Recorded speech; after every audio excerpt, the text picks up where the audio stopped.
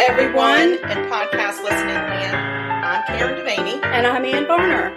And we're sisters. Welcome to Sugar-Coated Murder, where we'll discuss and probably inappropriately laugh about and comment on. Yep, one of our favorite subjects. Murder. Oh, and we love to bake. And why not combine our two favorite subjects? Baking and killers. Hey, Ann Barner. Hey, Karen Devaney. What are you doing in your kitchen today? Oh, Lord, girl. I am going to make pecan pie muffins. Oh, God, that sounds so good. I love me some pecan pie, and I love a muffin. So when you put the two together, I mean, what could be better? Amazing. I know. I'm so excited to get to taste this and to smell it cooking because I do love me some pie. Yes. So I'll just give one very important hint about cooking with pecans. Okay. If you really want that good pecan flavor, you need to toast your pecans before you put them in your mix. There is a rule of thumb with cooking that when you use nuts, if you want to get the best out of your nuts, toast them. Toast your nuts. Toast them or roast them. But either way, make your nuts hot. So, welcome everybody to Sugar-Coated Murder podcast. We're having a blast, and we hope you all are having a blast. And I'm going to start out by saying that if you want the recipe to this yummy muffin recipe that Ann is cooking today, you can find that, or you can't find it. We have to find it for you, to be honest with you. We found it for you. We already did it. Testing it for you. We done did it. Yes. And so you can email us at murder.sugarcoated@gmail.com. Whoop, whoop. And Ann Barner will then send you an email because that's her department. Yes, that's my department. That's your department. Ann in charge of recipes. Yes, she is. Annie is in charge of recipes. And then we've had several people ask us for recipes, and we're always excited to know that you all are interested in what we're baking and you want to try it. But when you do finally try it, please let us know either through email or through Instagram or Facebook or however you want to contact us. Yeah, because how it turned out. Yeah, if you have any tips to add in to make yes, it or if Ann made better. a huge mistake when she sent you the recipe. Well, I don't think I did. And we'd also love to have a picture of it. Of it. That does remind me of one time I asked Karen Devaney for recipes. Yes, I do this to myself all the time. That we had gotten from a bed and breakfast in Lancaster, Pennsylvania for baked oatmeal. And I was so excited because I was going to make it for a breakfast that we were doing for my son's school. I was the president of the PTA by then. Of course you were. And she sent this recipe, and I started looking at it, and I was like, a quarter of a cup of salt. And it was like 2 cups of oil. And I thought, you know what? This bitch is trying to sabotage me. Oh my God. And it was really bad. The calculations had, it was a quarter teaspoon of salt. Yeah, it was really weird because I know what it was. It was supposed to be 2/3 cup of oil, and it came out as 23 cups of oil because whatever program I had used to send it to you had taken out all the special characters. It did. So it was. She was like, "Sugar, are you sure this is the right recipe?" And I'm like, "Girl, I'm looking at it right here." And then she sends me the email back, and I was like, "Oh, dang, that's going to make a lot." So anyway, I messed that up, but I'm just saying she might mess one up one time too. And we would love to see pictures of whatever you bake. We would like to see your pictures of what it looks like, know how it tastes. I want to see a picture of you eating it. Like, I want picture. Really? I want action shots. See people eating I don't want to see it in their mouth. I just would like to see them eating it or enjoying it or serving it. Or I want an action shot. Let's see it on your breakfast table. Whatever, just send us the damn picture. So anyway, yay, jolly us. All right, so while I'm cooking, what are you going to do? I'm going to talk about a murder because that's what we're here for. Yes, we do a murder podcast. And throw in a little baking. Are you kidding? I'm not. That's a novel idea. That's what we do. We should do something with that idea. We should. We shall. Okay. We're doing it now. Yes. Okay, so this very juicy murder. Oh, juicy. Oh, I love this one. Steak. No. And anyway, it happens in Ireland, and I find the most amazing murders in Ireland, which I think is hysterical. And I hope that the people in Ireland that listen to us, because I know we have some listeners, aren't offended by the fact that I love their murders. We do. They're so interesting. They have interesting people there, and those people happen to commit murder, I guess. I don't know. Yes. So anyway, we're going to talk about Catherine Scully. Okay. She met Tom Nevin in 1970 in Dublin, and they were married after a nice long courtship in 1976. So that's good. That's a good, healthy courtship. And they had a good marriage. Some people would say it was a successful marriage. Within 10 years of their marriage, they owned 2 homes, and they also managed a pub in Finglas, Dublin. And I was like, Finglas or Finglas, but it's only one S. So I was like, Finglas. It's Finglas. Or is it Finglas? I don't know. I have a hard time even with just like normal 2-syllable common words. Yes, so I'm if sure. You're from Ireland, feel free to send us the correct enunciation of that word. Whilst you're eating a baked good. So anyway, I was trying to figure out what's up with this Finglas place, but it is a really cool place to live. So I came across a list of 10 reasons why Finglas is the best place to live in Dublin. All right. The first thing I was trying to figure out is Finglas in Dublin or is Finglas next to Dublin? What is the relationship? So it's like a suburb of Dublin. Okay. So the first reason that you should live here is location. Okay. So it's a suburb close to the center of the city, and it's just a few kilometers from the Dublin airport, so you can do a lot of trips, right? Close to the airport. Yeah. Easy to get to. Cheap housing. That's always a plus. And not only that, but I looked at some of the homes, and they're very pretty. They have nice real estate there. And the houses go for, a modern home is like £259,000. Okay. But and that one that I looked at was just exquisite. And then I'm saying a little bit smaller home would be $199,000, but that's very affordable. Yeah. Also, we talked about how it's close to the city. Right. But it's easy to get in and out of. There's lots of routes to get into the city and back out and back into Finglas. So that's a plus on the list.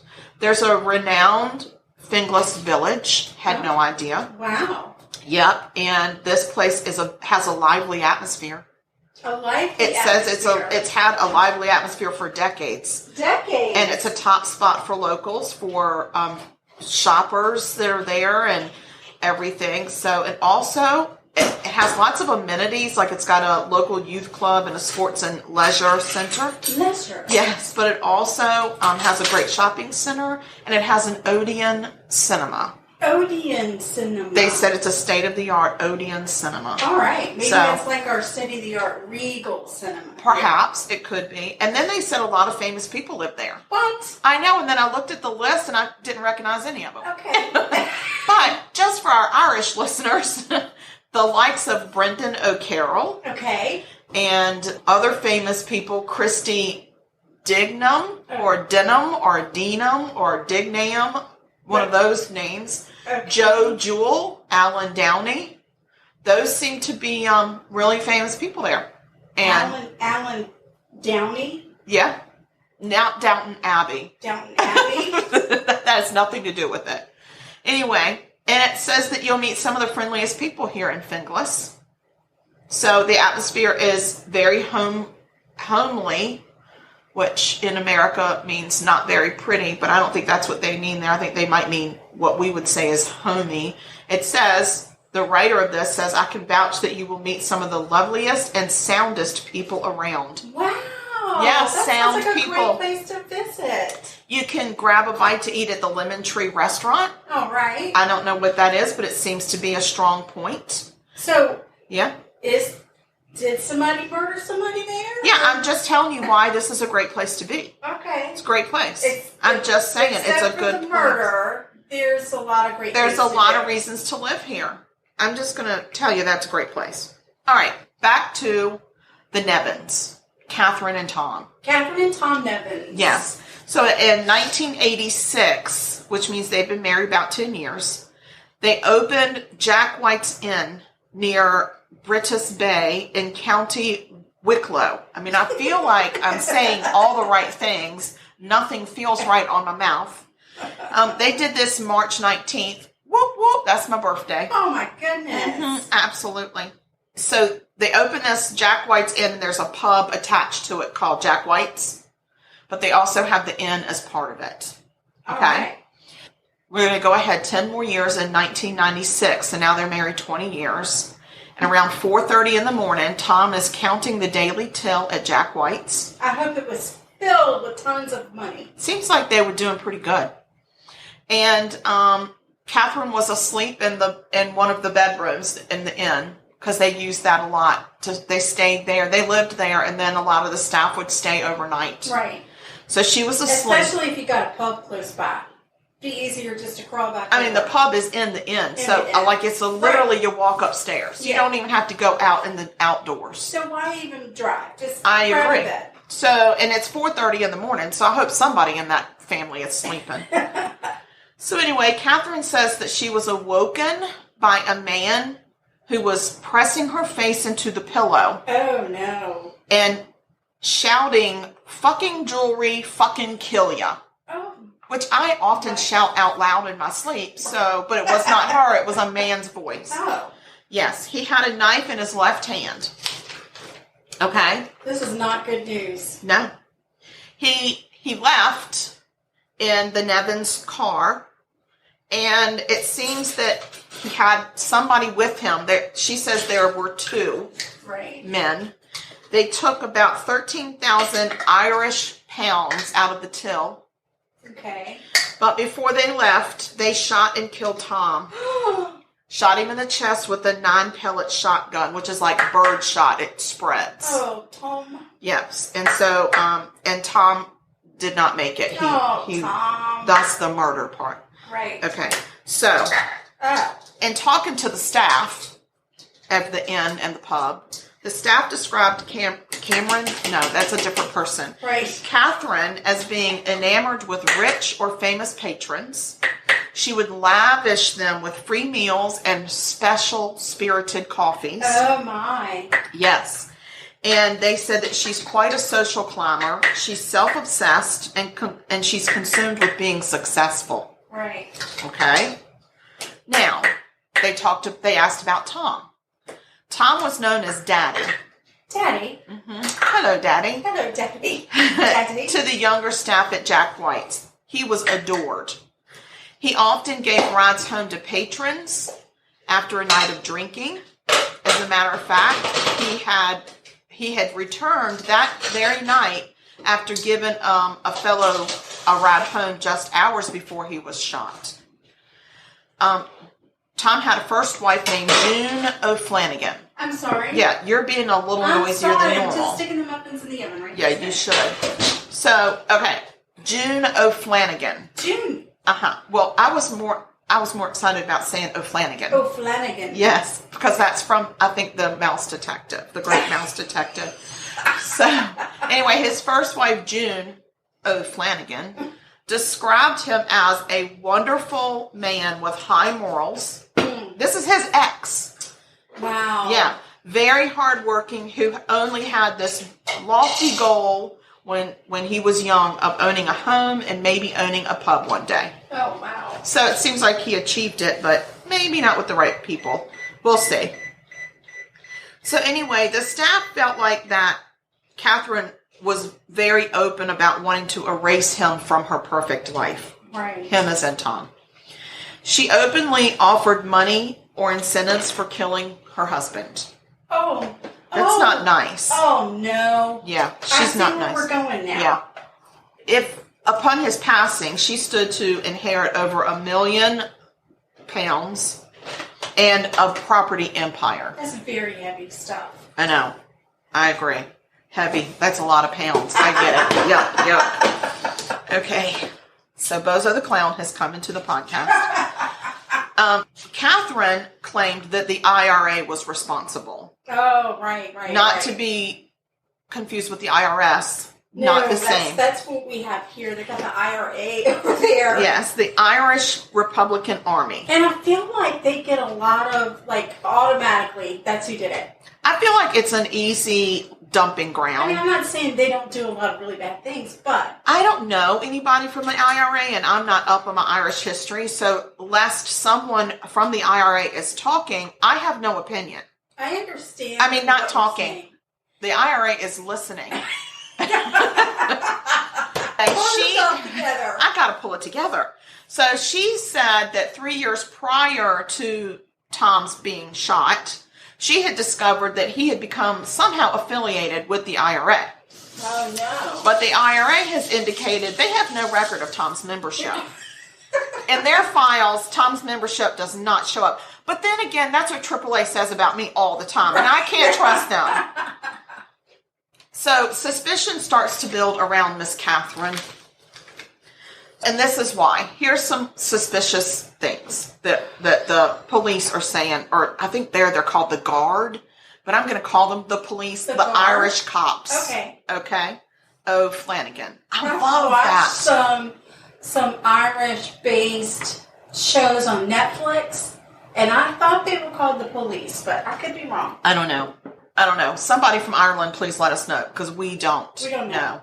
First of all, the first alarm for the inn and the pub was not tripped until Catherine went downstairs after Tom had been shot and the murderers had fled. Oh.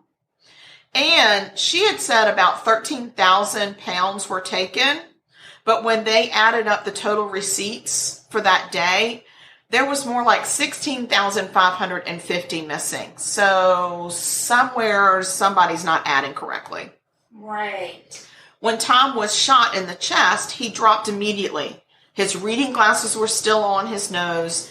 His pen was in his hand, and he was in the middle of writing. Like literally they could see that where he stopped writing and fell over dead.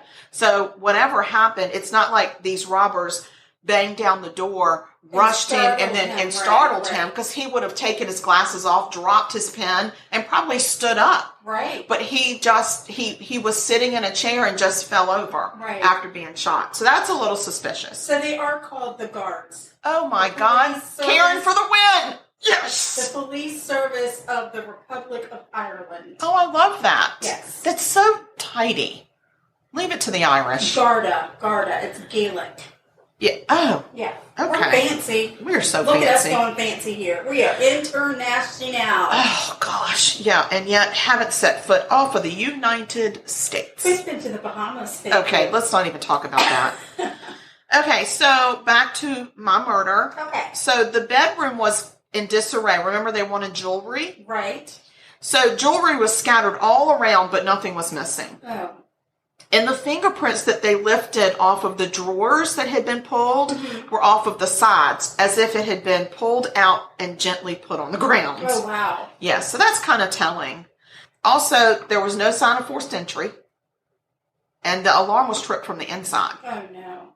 And there were no phone lines cut or pulled out of the wall, but 2 of the phones were off the hook. Uh-oh. One was in the bedroom, and one was outside of an adjoining bathroom. I mean, everybody needs a... Remember, Daddy had a phone in the bathroom? Yes. It was always a little disturbing. I never knew where he was speaking to me from. Right. Like, he could have been... He also had a TV and a VCR in his bathroom. So a lot of things going on in that bathroom. Listen, you got to keep up with things. When there's an emergency. That when there's an emergency and nature is calling at the same time as the emergency, you got to take care of business. Got to. So anyway, witnesses also recalled how the day of the murder, Catherine told the staff no one was welcome to stay that night, as they often did. Oh, everybody. Oh, well, she's really not good at covering her tracks. Well, but it's all circumstantial. Oh, right. Okay. This happened in, what did I say? What month? I know it's March. Okay, so and this is on your birthday? Yes. 1996. Right. Okay. In April of 1997, she is arrested. Catherine gets arrested, and she's charged with murder and solicitation of murder. Uh-oh. Yes. So, they have a trial. Okay. That trial collapses in a mistrial. Oh, no. Because somehow the jury deliberations could be heard outside of the jury room. Oh, no. So they had to call a mistrial. But they decided they're going to try her again. Sure. Back on. We're back on, people. We're doing back it. on. We're taking it down. So in the midst of all of that, she became known in the media as the Black Widow. Ah. Also, it became a huge tabloid spectacle. Right. There were lots of tabloids reporting on her appearance, what she wore, her fancy clothes that she wore, her demeanor. Everything was publicly scrutinized to the point that the second trial judge issued a gag order on reporting what Catherine wore or how she appeared or acted in court. Oh, no. No pictures were allowed to be taken of her arriving or leaving the court. My goodness. Exactly. The trial came down to 3 key testimonies proving solicitation of murder, because without solicitation of murder, you can't have murder, according to this trial. Okay. Okay? So the judge had told the jury, if we can't... feel like she didn't do it herself. She hired somebody? Exactly. Okay. So they're saying, if you charge her with murder, you have to prove that there was solicitation murder. And I guess it's just because of the way they charged her. Right. There's the first witness, key testimony. We're talking about key testimony. William McLean. Okay? Mick Clean is his name. McLean. Yes. So he was an ex-lover. He was one of Catherine's lovers? Yes. Oh, Lord. Yes, from 4 years prior to 86 when she got married. Okay? Okay. So after they were lovers and she got married, that he never heard another word from her until she contacted him to, quote, get a job done. Okay. That job was going to pay out about £20,000 and some insurance money. And she said, I'll even get back together with you. Oh, really? Yeah, but the man had moved on. So he pretty much said, oh, go fuck yourself. I'm good. Yeah. I'll take care of he this, said, but I'm good. Thanks, but no thanks, and walked away from that. Yeah. So, second testimony. Gary Heaps. And I have to be really careful because I kept trying to say, what did I say? Gene Herpes. That's not his name. Don't do that. I know, but it's all the letters were like soup, but it's Jerry Heaps. Okay. Okay. He was a self-confessed former member of the IRS. Oh. He testified that Catherine repeatedly contacted him with just some suggestions on how he might kill her husband. Uh-huh. After he turned her down for the 10th time, she finally got a clue and stopped calling. Yeah. Okay. All right. She offered him whatever pub takings he could carry that night. So whatever is there and whatever you can carry out, you get out. got it, yeah, buddy. Shoot the man and get and just whatever you can fill your arms with. Or bring a pillowcase. Not I don't know. enough money in the pub for me. He was like, lady, stop contacting me. Please stop calling. So the next guy is John Jones. He's a TV salesman. All right. Yes. That I'm not sure how he knew her, but she suggested that he propositioned the IRA to shoot her husband because they were no longer taking her calls. So she was like, they won't listen to me. They've got my phone blocked, but perhaps you could use your own phone and just, here's what you could say to them. I'm just asking for a friend. Yes. Call this number. So she wanted him to proposition the IRA to shoot her husband. And she also put in several requests for maybe some batched robberies. Like she was saying batched. A batch of robberies. No wonder they wouldn't take her call. The great lady was crazy. She was crazy. So, and I'm just channeling the crazy for her, just to set the scene. So anyway, she was suggesting several times that maybe there could be a botched robbery, and that's how he could be shot. And John Jones refused every suggestion. Oh, no. Really? Yes. Imagine that. So then Catherine gets on the stand, and there's lots of drama. Lots of drama. I can yes. imagine. She had to be hospitalized in the middle of her testimony at one point because she was overcome with stress. Oh. She would cry uncontrollably on the witness stand to the point that they couldn't understand her and they would have to stop. She would have to get it together. Then she would cry again. And yet when she sat at the table, she didn't cry. Right. Only on the stage. It was something about that one spot she was sitting that just... She had allergies. It could have been allergies. I mean, come on. It was distressing to her. Yes. So the jury deliberates for 5 days, and which is a record length of time at that point. That is a long time. That's a long time for a jury. They convicted her of solicitation and murder. All they right. got it. Double They whammy. got her. Yes. They got her. We got you, bitch. I know. Sorry, Mama. This was April 11, 2000. So Oh, they wow. finally, the 12th, they came back in and they sentenced her to life. Wow. You's going away. Bye-bye. Pack your bags, get your lipper sticker. Outta You're here. going to need it in the big house. In the meantime, first of all, Tom's siblings are overjoyed at this news. Sure. Overjoyed. But it's not over. Oh, what? Because I love a murder that's just not over. It's not over. It ain't over till it's over. Tom's family had to go to court several times to block her estate from benefiting from his estate. Oh. And they used the murder conviction to do it. Oh. So they're like, she doesn't get his stuff. Right. She doesn't get half of everything. No. Because it's not, she murdered him. Right. You murder, you forfeit. Exactly. So evidently it's not an automatic thing, at least not in Ireland. They got to go talk about it in court. I don't even know how we handle that here in the States. I'm not either. I hope I never, ever have to I don't find want out. to know. Yeah. She constantly petitioned the court to have her sentence thrown out because she continued to say it was a miscarriage of justice. And yet they continued to say, No. you're good. You're going to sit there. So she then petitioned the court for release due to a brain tumor. She got a brain tumor. She got a brain tumor up in there. And so September 2017, she was given a compassionate release. Are you kidding? I'm not kidding. They're very compassionate over there. Over here, we're we're like, you got you're life. good. We don't want to hear from you again unless there's like a 2020 episode. Right. No, I'm going to interview. tell you, actually, they would have, if it was General Hospital, they would have said, wait, I'm it sorry? was the brain tumor that killed the person, not yeah. my client. Yeah. It was the brain tumor. Exactly. I get it, but they didn't say that. Okay. So she gets released in September of 2017, and she dies February 2018. Okay. So she cannot be on our prison tour. She cannot. No. No, she can't. No. But I will say that up until the time she died, she never stopped petitioning for Tom's money.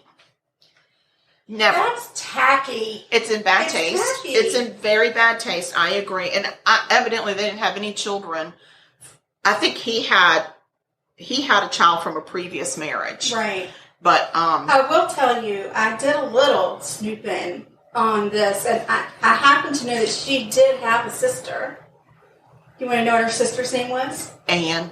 Betty White. Oh my gosh, is it our Betty White? No, Oh, not our dang, Betty. that would have been so I know. scandalous for us to break that here on our That podcast. was really interesting. Oh my gosh. Yeah. She died without getting his money. Hey. That's ha good ha. news. So she be dead. That's it. Catherine's over. That's She's the end of my done. story. That's it. Mhm. Well, that was a good one. How's it going over there with them It's pecan really muffins? good. We've got 4 minutes left. my God, Can you it smells smell them? so good. Yeah, it smells like Thanksgiving. It kind of does. Yeah. It kind of does. It makes me very hungry. And I have this yummy tea that we drink. A spot tea. I drink a spot of tea, especially anytime I'm doing a murder from over the pond, because then it makes me feel very connected to them. Oh my. But anyway, this is yummy tea, and I'm just trying to hold on to it until the pecan muffins are done so that I can have a spot of tea with my muffin. Oh yes. So- I can make that happen. That's going to be exciting. Mm-hmm. Okay, well, in the meantime, we're going to take a little pause. We'll take a pause, and then I can talk to you about my murder. I Yes. also found a murder to talk about. Are you kidding me? Yeah. Look at you. No, I am not kidding Oh, you. no, you're not kidding. No. But you did great homework. Thank Good you. for you. Thank you get you. a good score on your homework. All right. All right, then we're going to pause it. Okay, pause. Okay, we're back. And we're back. We're back. Yes. All right, so I'm going to talk to you about a murder. Murder. This has to do with James Pierson. Okay. So the Pierson family had a great life, a nice home, 2 beautiful children. They lived in a quiet neighborhood in Selden, New York. James was an electrician. He had a wife named Kathleen. I'm just saying, you got an up north murder. I did. I got an up north one. Yeah. Okay. He had a son named Jimmy, a daughter named Cheryl. Oh, and I said they had 2 beautiful children, but they actually had 3 because 8 years after Cheryl, little Joanne came into the picture. Well, look at that. Little Joanne, yeah. So James was very authoritative. He was regimented, very, very, very strict. And 2 years after Joanne's birthday, Kathleen was diagnosed with a debilitating kidney disease. Oh, wow. So James did everything that he could to take care of his family as an electrician. Mm-hmm. He made sure Kathleen had the best doctors. Cheryl stepped up and became the second mother to Joanne. And in doing so, she kind of became a little bit isolated from her friends. Aww. But she did find comfort in going to school. Oh. She seemed to like to get out of the house. School gave her a chance to be a teenager as opposed to a mother. Yeah. She got to leave all those mom responsibilities at home. Cheryl was a cheerleader. Of course she was. She was a cheerleader. Yeah, girl. And she had a boyfriend, and his name was Rob. Well, all the cheerleaders have the boyfriends. Okay. I'm trying to think. Did I have a boyfriend? Kind of. So the muffins are ready. If you'll oh, my heavens. It's my job to pull out the muffins. Please do not burn the muffins. Oh, heavens. It's part of the podcast. I know. All right. So Rob cared deeply for Cheryl and came from a strict family. His father was a New York State detective. Oh, wow. Yeah. Jim was overprotective of Cheryl. Jim. I called him Jim, but his name is James. Sorry. I know this gets a little confusing. Okay, wait. Who's the daddy? So the daddy is James. Oh, your daddy is. The daddy is James. Okay. The boyfriend is Rob. Oh, I thought it was Jim. No. I know. I said Jim, but I meant James. Okay, all right. No problem. People did call him Jim, but it just seemed a little easier because there was a Jimmy just to call him James, because that's his name, James. His name is James. Call him what his name is. Tragically, on Valentine's Day in 1985, Kathleen passed away from her kidney disease. Jimmy had moved out of the house by then. Jimmy was the son, right? So it was just James, Cheryl, and Joanne. Joanne knew that her responsibilities would have to increase to take care of little Joanne. On February 6, 1986, James got up, got himself ready, and left a little bit early to go to work. Cheryl had a lot to do before school. She had a lot of responsibilities, right? She fell into her routine, and when she went to let the family dog out, she saw her father laying face down in the driveway. She ran over to him and shook him, screamed for him to get up, but he didn't move. And he was face down. When he didn't respond, she ran over to the neighbor's house, bangs on the door, asked them, come quick, there's something wrong with my dad. So the neighbor called the police. When the police arrived, they look at the situation and they immediately call for an ambulance. Oh, wow. Jim is still face down in the driveway. No, people don't want to roll him over?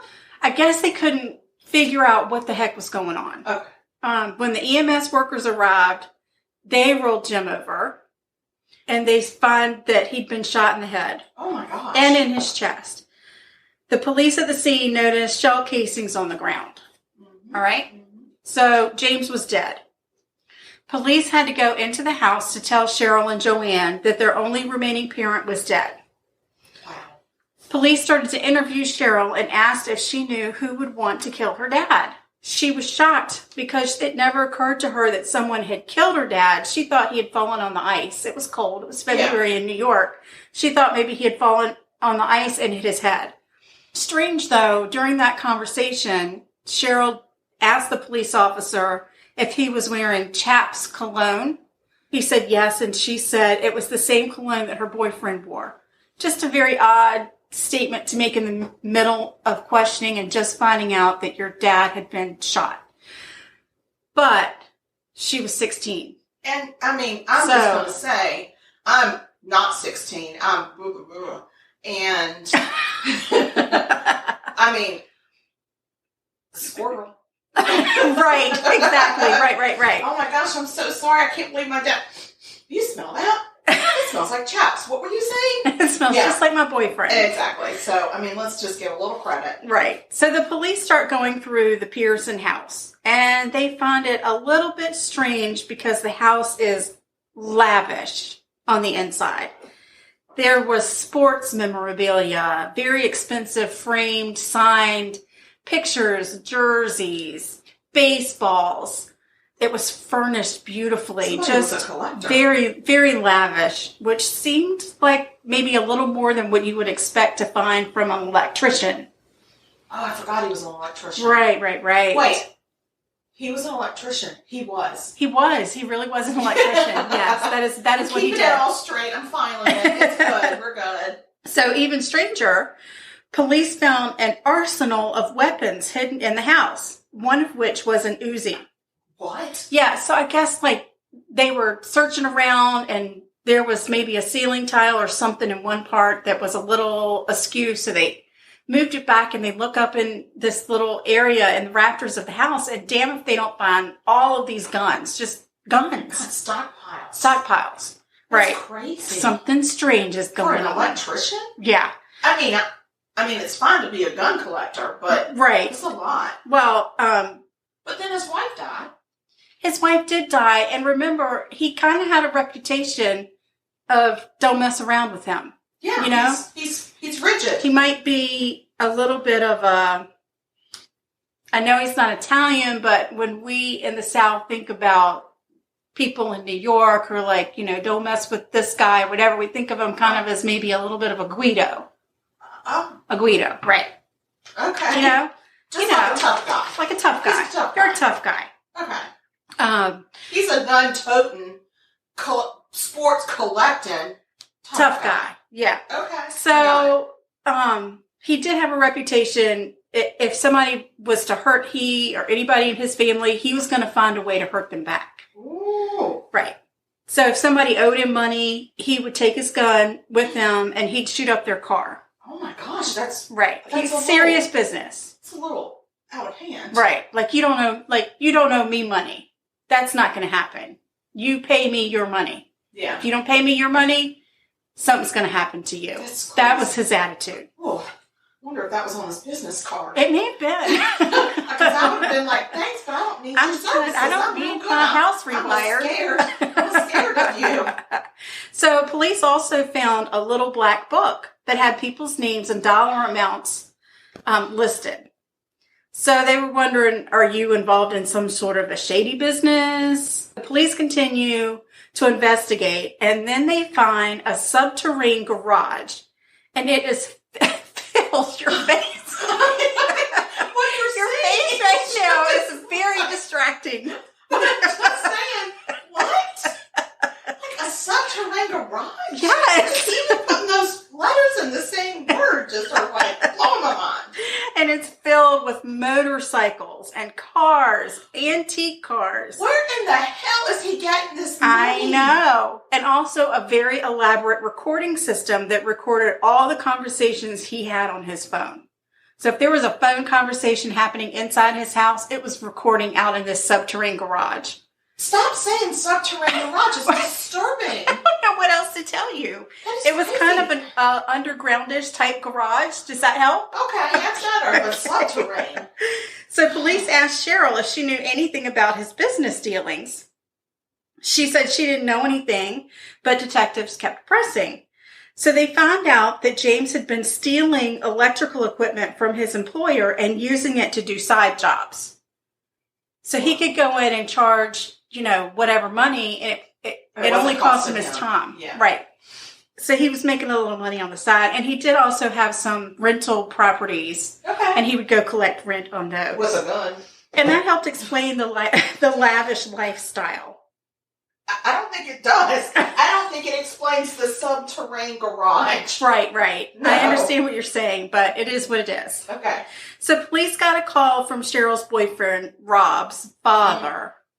Okay, so the boyfriend's father, right? Could you say that one more time? Rob's father Okay. told police that James and his son Jimmy had recently had a really big falling out, and that James had cut Jimmy out of his will. Oh dear. Done. Out. Get fuck out. Oh my gosh. Out you go. This man was hard. Yeah.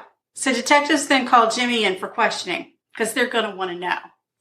He denies any involvement in his father's murder, but he does tell them that he suspects his sister Cheryl and her boyfriend Rob were the ones behind the murder. Jimmy said that Rob had asked him to help him find somebody who murdered James. Detectives start to look a little bit deeper into James and Cheryl's relationship. And they find out that James had been abusing Cheryl physically and emotionally. They also find out that there had been an incident at the house where James had hit Cheryl across her face in front of Rob. And what happened was Cheryl had gotten up from the dinner table and she got ice cream for dessert. When she brought the ice cream bowls to the table, she put ice cream in front of Rob before she put it in front of her father. And he saw that as a sign of disrespect. Oh, this man, like, he had domination issues. Yeah. So he got up and hit her. Gosh. Detectives are thinking, we might need to have a little talky poo with Rob. A talky poo? We need to have a little sit down. Don't be afraid. Don't be afraid. Do not be afraid. So they go and pick up Rob. And remember, again, these are high school kids, 16. So just keep that into perspective, because I think as I was moving along the story, I was like, oh my goodness. And then I remembered, wait, these are just 16-year-old kids. These are kids. And, Joanne is what at this point? Because she's 8 years after Cheryl. So these are young kids that we're talking about. So anyway, they start to question Rob. They do that whole good cop, bad cop thing. And they tell Rob they know that he killed James. They're like, we know you did it. We know it was you. Rob says, I didn't do it. It wasn't me. And detectives say, if not you, then who? And Rob said, it wasn't me. I didn't do it because I paid the guy to do it. Jesus. Right. Come on. Come on, Rob. It wasn't me. I'm going to tell you. I'm going to swear on a stack of Bibles. I didn't do it. It was not me because I paid that guy. I paid that guy. So I know I didn't do it. I didn't do it. He said that Cheryl had asked someone named Sean in homeroom to kill her father. Homeroom. And I thought, okay, I'm 16. I'm sitting in school. It's homeroom. I'm throwing some spitballs. We're kidding and chatting, and everybody's like, what'd you do this weekend? We're talking. I watched a news show. This is exactly how it happened for her. She's like, I watched this news show, and it was about this woman who hired somebody to kill her husband. How much money would it take for you to kill someone? Oh. Right. And planting the seed. Everybody else is like, blah, blah, blah, blah. Yeah. So Sean was like, yeah, I mean, I guess if I knew somebody was getting hurt or something, I'd do it. They kind of honed in on Sean, like, Sean. You'd do it? Rob paid him $400. What? The down payment. It's just down payment. $400. Which is a lot of money for a 16-year-old. Right? Heck yeah. Right. That's a lot of Uber Eats. Right. It's a lot of DoorDash. Uber Eats. Yeah. So detectives go and pick up Cheryl and ask her, what the hell happened? What is going on here? Cheryl confessed that she had asked someone to kill her father for $1,000. So the $400 was just down payment. They still had to come up with another $600. Yeah, he was totally But Sean was like, dude, give me the down payment $400. I got you. I got you. No problem. She said, I did it because I was being sexually abused by him. She said it had started when she was 12 and had been going on every single day. Oh my gosh. He raped her 2 to 3 times a day from the day her mother died until the day her father died. And then James had threatened that if she ever told anyone, that he would start raping Joanne. Oh my gosh. Oh my gosh. I know. Subterranean garage. Right. This is horrible. Bad news. This guy is bad news. Well, can't the detectives at this point go, I didn't hear any of that. We're just going to say he did slip on the ice. He slipped. It looked like a bullet wound. It was puncture. It was a little puncture. Yeah. So, she talked about how she had seen the news report about the lady, and she had talked to Sean about it, and Sean said that for the right price, he would do it. So she and Sean continued to talk about it, brought Rob in. Rob gave him the money, and Cheryl waited. But it was 4 months. 4 months had passed, and Cheryl was starting to get nervous. So the night before James was murdered, Cheryl was she was cheering at a basketball game, and Sean was playing basketball. Okay. And you know how sometimes, they do like the cheerleaders getting in a line and the basketball players run through the line. Like a high five kind of thing. Right. So as they're high-fiving, she's like, dude, when you're going to kill my dad? Go team. Here I come running through. When are you going to kill my dad? Oh, go team. Woo, let's go. That's us. Right. Oh my God. So he said, I'm going to do it. I'm going to do it. Right after I play this game. I just got to play this game and get myself together. So it was actually the next morning that Sean went over to the Pierson home. He waited for James to leave the house, and he shot him. Okay. February the 13th, Cheryl, Rob, and Sean were in court for an arraignment. There was no real proof to support Cheryl's rape accusations against her father, so her attorney tries to find some evidence. Well, Cheryl says, I've got evidence for you. I'm pregnant. And it's my father's child. Oh, no. This is awful. Yeah. So prosecutors are not buying the whole, I was a victim of sexual assault, I'm pregnant with my father's child. They're not buying it. So they pull out all the stops. They're like going after her hardcore. And with all the stress and everything else, Cheryl suffered a miscarriage. Oh, that's bad timing. Yeah. Oh, that's so devastating. I know. But through testing, they found out that the baby was not her father's, but was in fact Rob's. I know. It was going to be a good defense, but it didn't work out. Yeah, because she forgot she had sex with the other guy. Right. Oh, whoops, I forgot that one. But then again, she is 16. She's high-fiving the guy saying, when you're going to kill my dad, right? Robbery. When you're going to kill my dad. This really did not look good for Cheryl's defense. Cheryl's not. And her claims that her father had raped her. Yeah. So, on the advice of her attorney, Cheryl pleads guilty to manslaughter. Oh. Right. In 1987, Rob appears before the court. His charges were dropped to solicitation for murder. He received 5 years probation. Remember, he's 16. 16, 5 years probation. For solicitation. Sean pled down to manslaughter. He was sentenced to 24 years in prison. Oh my gosh. Really got the brunt of it. Yeah. Well, I mean, he did the shooting. That's right. He actually accepted the money and pulled the trigger. Yeah. So, September 1987, Cheryl faces the judge for sentencing. There were 20 people at her trial who said they believed Cheryl and that they knew something was happening in that house, but they never said anything to anybody. Oh, shame on all of them. 3 weeks later, the judge sentenced her to 6 months in jail. She was 18. She also got 5 years probation. Okay. So 6 months in jail, 5 years probation. In an interview, Cheryl said that when the bars closed on her in jail, she felt safe for the first time in 6 years. Oh my gosh. She knew she was safe from her father, and she knew that her sister Joanne was safe. Oh, that gives me chills all over. So she was released after 3 months for good behavior. You know why? That's the cheerleader way. It is. It is. She was really good. She's really good behavior. Those cheerleaders, good girls. Right. That's good stock right there. Right. In 1987, Rob and Cheryl got married.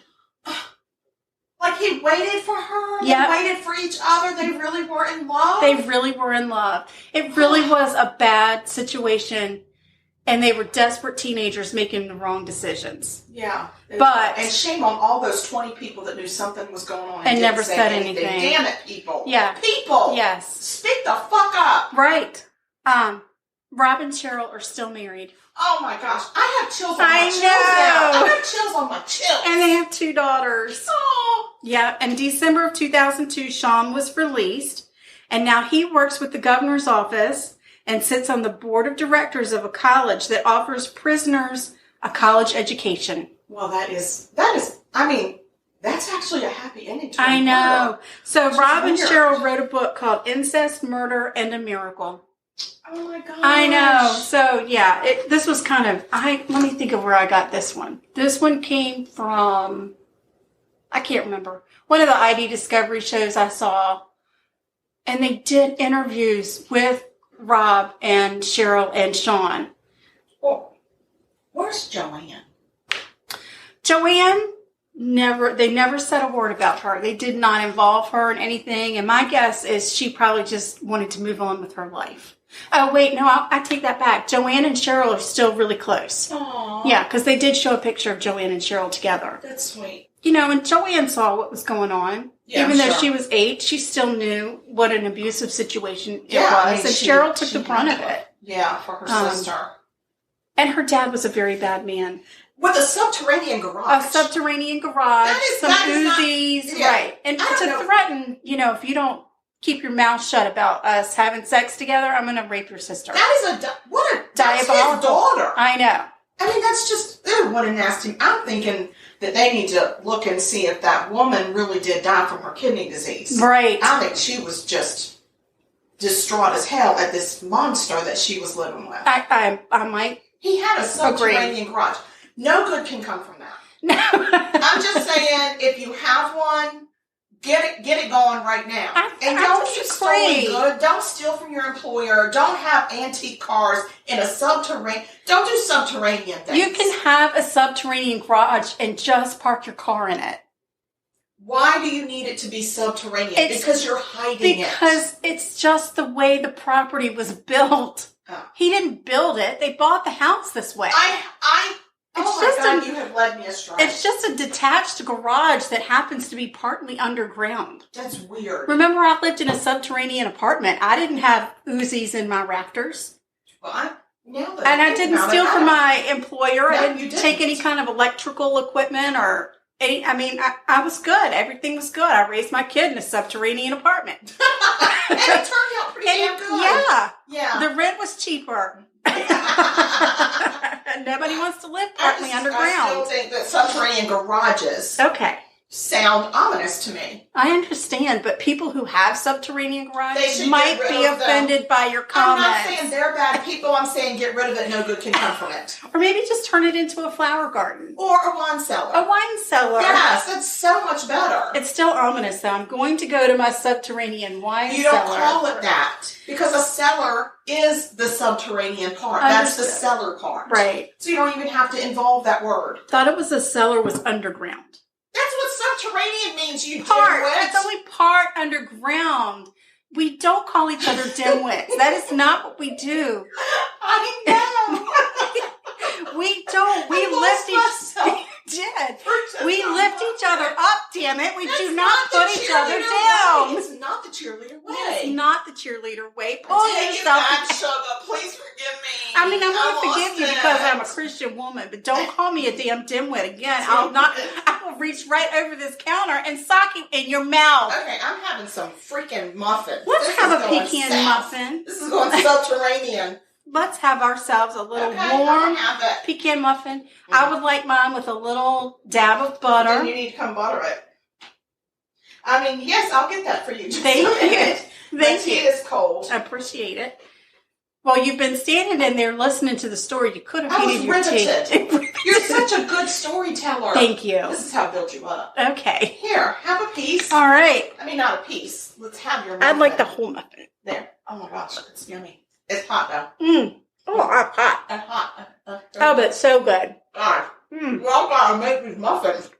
Please don't talk with your mouth full. That's not the cheerleader way. But anyway, these are super, super good. It's like warm pecan pie in your mouth. And it is just this bundle of goodness. It is. And it makes a big difference when you toast those pecans, doesn't it? I mean, you gotta roast your nuts. Roast your nuts, they're not gonna people. do anything for you. Roast your nuts. Again, I'd be happy to share the recipe with you. What's our email address? murder.sugarcoated@gmail.com. And also, we're on the Instagram now. We are on the Insta. I don't know how to work the Insta. Murder on the Insta. And wait. Our kids said don't call it that. I call it the gram. That's what they said I couldn't call it. Oh, okay. So we can call it the Insta, but not the gram. I think you can. Because I think of an Insta pot when you call it an Insta. Oh, they probably are going to have a problem with that too. Instagram, guys. Just Instagram. Instagram. The pictures. Anyway. Oh, and Facebook. Join our Facebook fan group. Oh my gosh, we have so much fun in that group. We do. We really have fun. We're all about the hashtags. So if you ever have a good hashtag, send it our way because we love the hashtag. And we just want to say thank you so much for listening. We're having a great time. I think y'all are having a great time. I hope so. We can see that you're still listening. Yes, thank you. Let us know what a great time you're having by emailing us or telling us on one of our social media accounts. And y'all stay sweet. Oh, and have a really, really great week. Okay. All right. Bye.